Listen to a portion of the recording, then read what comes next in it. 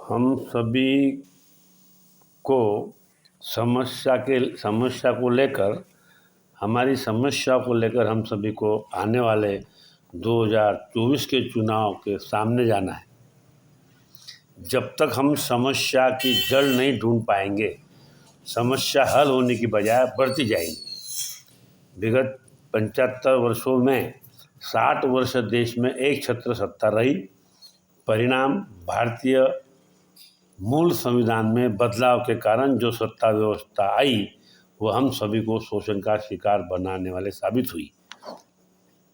देखिए, मेरी संगठन का ये मानना है, हमारा ध्यान सत्ता परिवर्तन की ओर न जाते हुए हमारे विकास एवं तरक्की का ध्यान रखने वाले मूल संविधान के प्रस्तावों की रक्षा न करते हुए सत्ता के हित में लाए गए बदलाव की और ध्यान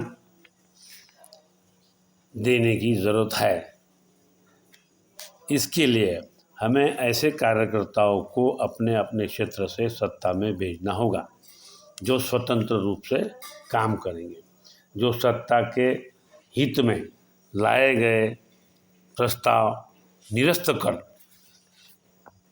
जनता के हित में प्रस्ताव लाने वाले हो।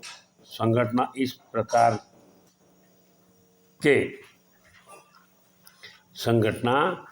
प्रकार के सत्ता परिवर्तन चाहती है, इस प्रकार का सत्ता परिवर्तन चाहती है जो भावी पीढ़ी के भविष्य बचाना चाहती है।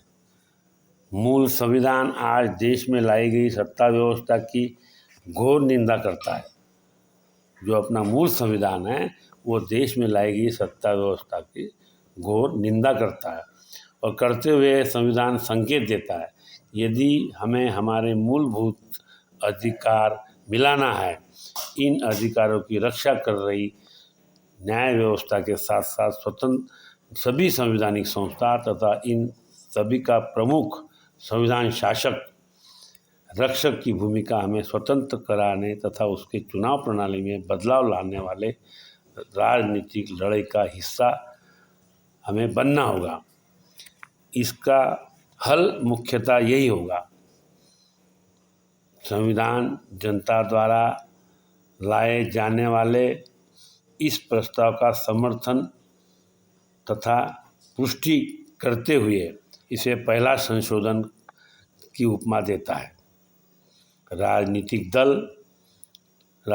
दल परस्परों पर चिखल उछालते हुए हम कब तक व्यक्तिगत स्वार्थ को लेकर आम जनता को शिकार बनाते रहेंगे, जबकि इन बदलावों में मुख्यतः संवैधानिक संस्थाओं को सत्ता के अधीन कर हम सभी का मूल आधार खत्म कर दिया गया है। शिक्षा का अधिकार केंद्र द्वारा बेचा गया है। सत्ता के हित में अवैध सभागृहों का निर्माण कर ऐसे सभागृहों का बोझ भुगतान करने की जवाबदारी जनता पर थोप रखी है और इसके प्रति हम सभी को अंधेरे में रखने की नीयत से हमारे स्वतंत्र अस्तित्व को कायम करने वाला हमारा स्वतंत्र मताधिकार को भी दुय्यम दर्जा देने वाली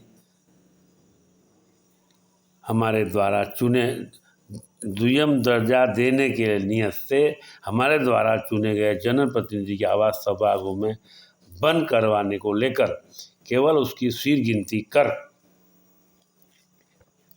उसे अपने राजनीतिक दलों के बटीक बनाने वाला कानून भी निर्माण किया गया। आप इस चीज़ को समझ लें। हमें नेतृत्वहीन किया जाने से दुख से परिणाम स्वरूप लोकतंत्र के नाम पर तानाशाही निर्माण की गई है, जिससे एक भी तबका बचा नहीं है। दुख से कहना पड़ता है, देश में विरोधी दल जेलों में जा रहा है, फिर भी इस नीति के विरोध में तथा आम जनता के हित में कानून लाने की बात नहीं करते। इस पर से जाहिर है कि हमारे देश में विरोधी दल नाकाम भूमिका निभा रहा है और नहीं है। जन अधिकार बचाओ पार्टी संगठन के सेनापति के नाते मैं पुरुषोत्तम दास बागड़ी सृष्टि से प्रार्थना करता हूँ कि हमारे नेताओं के साथ हम सभी को सद्बुद्धि प्रदान करे, जिससे जागृति होगी और भावी पीढ़ी का भविष्य बचाया जाएगा। मैं महाराष्ट्र से, अमरावती शहर से आप सभी को निवेदन करता हूं कि आप इसके प्रति जागरूक हो। मैं इसके लिए आप मेरा मोबाइल नंबर दे देता हूं। मेरा नंबर है 9604179744। फिर से बोल देता हूं 9604179744। 9604179744 है। आप मुझसे संपर्क कर सकते हो। आपने सुना इसलिए आपका आभारी हूँ। धन्यवाद।